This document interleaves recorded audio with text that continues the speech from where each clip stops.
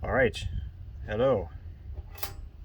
So, today I'm going to be taxidermying a large male crayfish. I mean, some people might not consider this large, but for me, it's a decent sized one.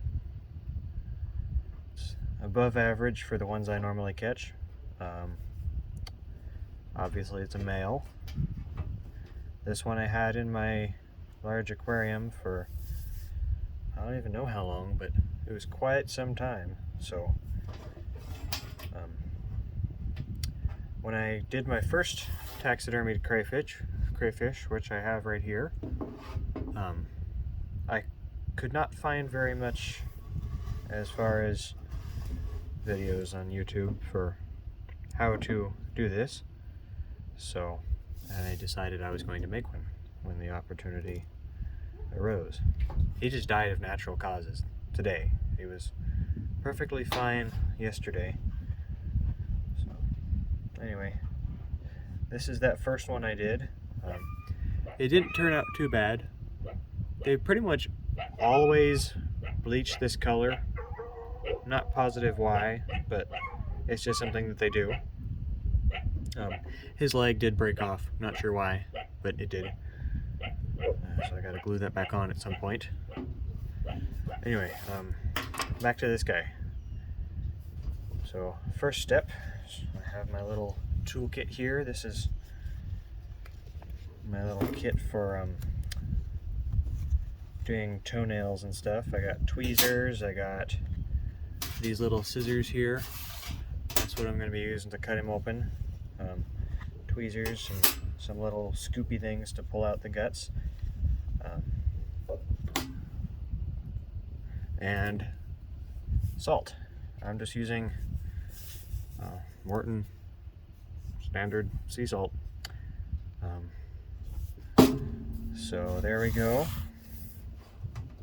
Now some people do cook the crayfish first, and it'll turn out bright red, as crayfish do when they cook. It will dry and turn a little bit yellowish like this, but not much. And I like the more natural look. That's the reason I did not cook mine first. But in all of them I've done, every single one has bleached. So, first step is find its butt there and start snipping.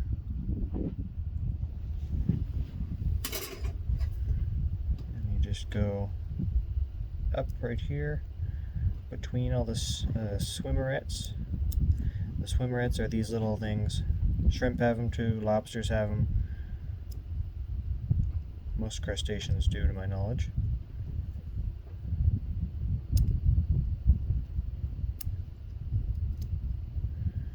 Up farther. Gotta get the tweezers, cutters back in there. Come on.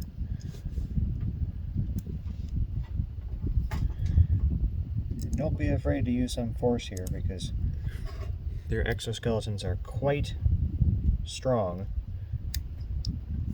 Sometimes you really have to get anywhere with them. And you continue all the way up into the thorax, go right between the legs, and I tend to end right there between the claws. That's about how you do it.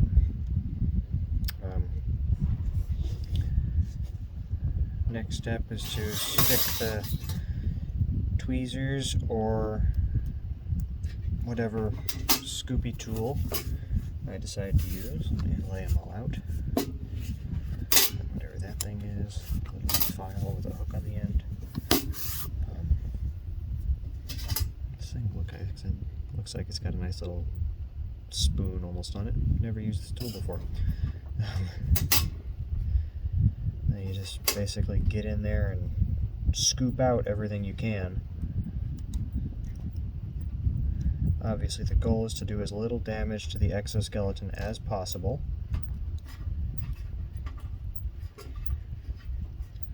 What I find most important to get out with the head, or it's not technically the head, but that's what people call it. It's mostly water. It's water, fat storage, and then there's the gills and organs. Honestly, the gills are so light and feathery that it doesn't really matter whether or not you get him out. This yellow stuff is good. That means he was eating well. Let's get that out of there. Come on. Get off. And you'll find that in cooked crayfish. Yellow stuff inside the head. It's fat reserves. Means the crayfish was healthy and eating well. So I take that as a good sign that he was doing well in the aquarium where I had him. There we go. Body cavity looks about done. Now you got to get the tail meat out. Honestly, tail meat's probably more important than doing the body cavity, I would say. Although, believe it or not, you can do this all without taking really any of the meat out. It will just take a lot longer, it will stink a lot more, and from my experience, it will bleach more too. So, just kind of trying to scoop that all out. The main concern here is to not damage the back. We don't want this to crack because that's the part that's going to be visible. I'm going to be posing mine with the tail straight. Some people will do it with the tail bent. Some people actually take off the tail completely when they're doing this. It makes it a whole lot easier to get the tail meat out. However, I'm choosing not to with this project. So, actually, I believe I did on this one. I'm not sure, but I believe I did. So, it worked. It's good. It's just another extra step, and you got to be real careful when you're gluing it all together to make sure you get it aligned perfectly and all that. So there we go. That's most of the meat out now.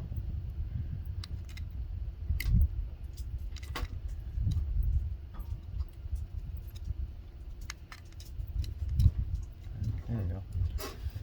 And I'm sure one of the dogs would like this. Hey, you want that? There you go. Anyway, now, I don't know if you can see very well, but that is now clear. It used to look white there, and now it's transparent. Now, one thing that a lot of people will say is put big holes in the bottoms of the claws and try and scrape out the meat. Now, I did do that on this big one, and I'll pull him off and show that. So as you can see, I did put the big holes there, and personally for me, it didn't really help. I couldn't really get much meat out of there because the cartilage piece that's attached to that part of the claw just got in the way too much. So, I mean, I'm sure it helped it dry out, but on all the other ones, I skipped that step because the claws will bleach. The color will turn to this yellowish orange regardless of whether or not you do that. So, I'm choosing to not do that because it's just another step, and it's another thing that can go wrong, you know. Alright, so the next step, quite an important one, is finding a mounting piece. What piece you're going to use to mount the crayfish on, because sure, you can do it. You can just balance it out like this, get all the legs separated, but I like to have it pose on a piece of wood. I think that looks a lot better. So I'm going to go find a piece and I will be right back. Alright, so I got some pieces of wood. These are my two candidates. I think I'm going to use this one. And how he's going to be posed is like this. So it can be viewed from the front, and with this I definitely don't want to do the underside of the claws because it's going to be seen kind of like that, kind of coming up over the edge with the claws up. And so I definitely don't want holes in the bottoms of them for that. And then also, of course, you can look at it from the back and see all that. So, let's see. I think he's pretty much ready. Oh, I forgot something. Is that good? Okay, there. Next step, which I apparently forgot, is where this important stuff comes in. And again, you can do it without the salt. I've done some without salt. It's not one of the absolutely necessary steps. A lot of this actually isn't. Cutting it open and stuff, you can get away with not doing it. It will stink a lot more. It will take a lot longer. However, it's not absolutely necessary. So just kind of get that, and you want to get the salt inside the crayfish.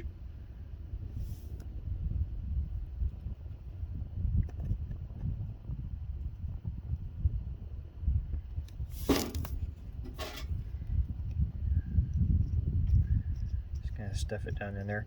Another thing that works really well is borax. However, I have found that when you go to pose it, and after it's dried, you put on the super glue to hold it in place, just very discreetly at the joints, and I'll show that later. The borax sticks to the super glue and it creates these ugly clumps, and I don't like that. The salt you can just brush off. Actually, the salt you can rinse off. I never tried that with the borax, to be honest, but it stuck to the super glue, so you can see there, those are not eggs or anything. That's borax and super glue. And I put a lot of it on this one because at one point several of these legs did get broken off, and I've repaired it since, so that's the reason. But also it was my first time. I kind of went overkill, so put that one to the side. Now I gotta get this little bit of guts out of the way and put some salt inside the tail. It's more important to get salt inside the body cavity than the tail, because as you can probably see, there's a lot more tissue still inside the body cavity than the tail. The tail is pretty much just exoskeleton at this point, which is what we want. So it's more important to get salt inside the rest of the body than the tail.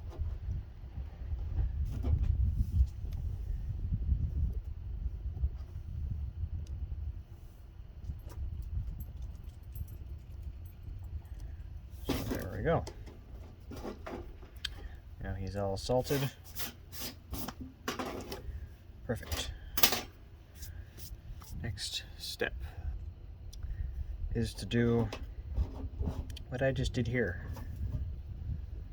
That is to brace the claws wide open with sticks. Alright, because otherwise they will dry closed, or in a half open position. You have to put something there to keep them open. It doesn't have to be sticks, but something needs to go there if you want the claws open. Alright. Next step is definitely focused on this. I got these nails here, and what I gotta do is figure out exactly where I want him to go. That's about here. So, right about there. I need 2 nails, preferably nails without a head of any significant size, so it's not wide like this nail. And what I'm going to do is put them in a line here.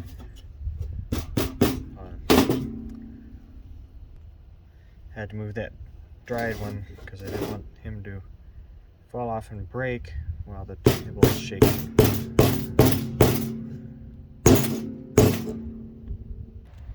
So next step is to put in these nails, and these are going to be the principal nails. And the depth you want into the wood, I kind of screwed this one up so now it's bent, but it works. So that you can put the body cavity over it and it touches the surface. So it touches, in this case, the wood. You can do this on rocks too, but you got to glue the nails, and then you got to break the nails off, and then you got to break all the glue off, and it's just a lot harder. So I'm doing it with wood. Honestly, I like the look of wood better. Anyway, so there's one, and I need to put a second one right here so that there's two in a row, and that way once all the legs and everything, the whole creature is dried, those will anchor it to the wood, and it will keep it upright and in place and balanced and all that. So you can pick up the piece and move it around and the crayfish won't fall off. Alright, now I kind of bent both my nails, but that's alright. Maybe I need to bend them a little bit closer together. No, I think that'll work. So there we go. It is now attached. Not firmly at all. Of course I can pull it off. Next step is to pound nails in that establish where the legs are going to be. You want to figure out where you want them to be, and they all naturally try to bend forward and closer to the body, so you want to put nails in the way of that, preventing them from doing so that they stay out and are visible and all that fun stuff. So this crayfish was actually a very nice specimen. He's not really missing legs or anything. Obviously he's got damaged antenna, but that's about it. So basically just pull them all out, nail them up, and I'll be there in a second. Alright, now I didn't film this part, getting everything set up and ready for drying, because it is by far the most tedious and frustrating part. It takes the longest amount of time, because you got to pay attention to every little detail. Because once it's dry, and there's nothing you can do to change it. So mine's like this. I made sure the eyes are up, the claws are open. I put all the legs how I like them. Now with some of the legs, these two in particular, I was able to stick them in little cracks, the feet in little cracks, and position them how I like them, how I would like them, and I'm pretty satisfied with that. So actually I might put a little nail here. Keep that a little farther open. And you don't need to beat all these nails in really hard or anything, because all these nails out here you're just going to pull out again. Once the crayfish is dry, you're just going to pull them out. So you don't want to stick them in super hard. Also, hammering them in with the hammer, it'll oftentimes disrupt other parts of it that you have already posed. So I'm pretty happy with that.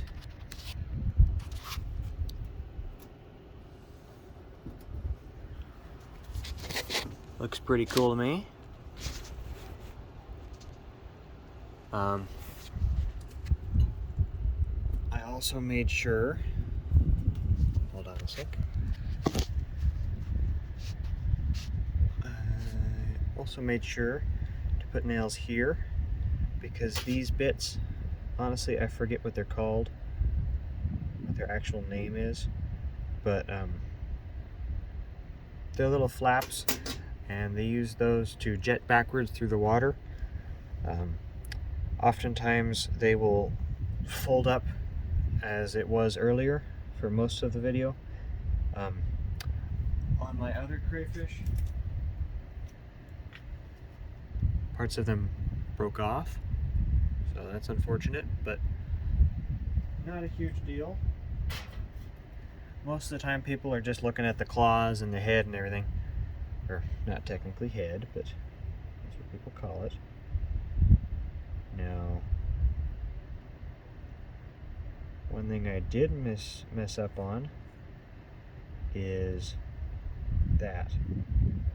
Honestly, that I'm gonna have to let it dry and then super glue it. I think with that bit. These up a smidge.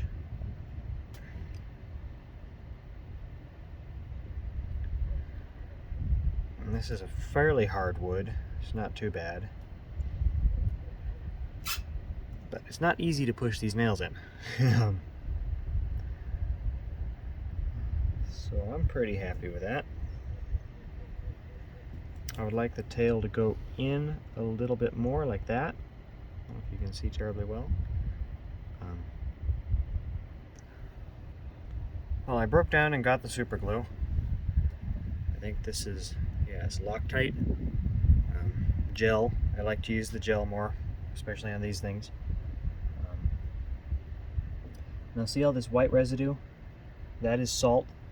And a lot of times after the drying process is complete, it'll look a lot whiter than this. And I just take like an old toothbrush and rub it off. So I believe I will be making a part 2 where I do the final steps, but just a tiny dab of super glue here. Come on, come out. There we go. A little bit of it. And the thing is, this super glue will leave a whitish residue. So, and then this you can't just scrape off with a toothbrush, okay? So you gotta make sure you get this right the first time. I'm just gonna shove it in. I want it there. And I think that's it. At the moment, there's nothing else I can do. I let it dry and see how it goes. It's looking good now.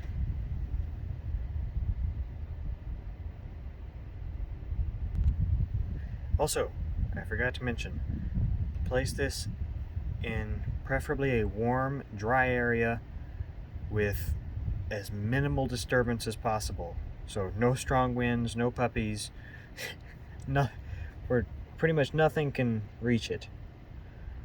In a still, dry, warm place would be best. Does not have to have any light.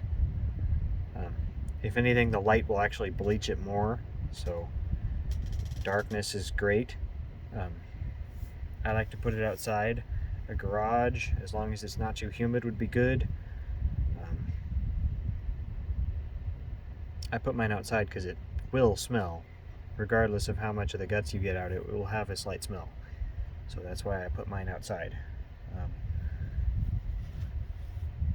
Otherwise, I think that's it. So, until next time, bye-bye.